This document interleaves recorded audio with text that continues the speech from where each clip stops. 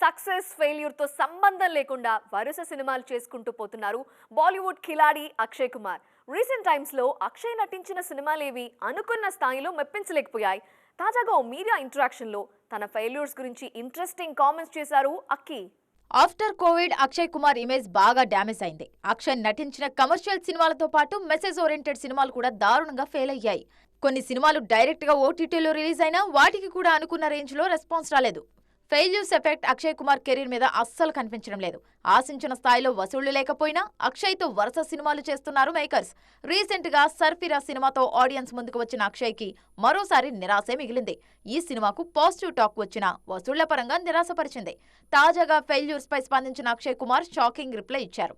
తన విషయంలో మీడియా ప్రముఖులు చూపిస్తున్న కన్సర్న్ తనకు నచ్చడం లేదన్నారు.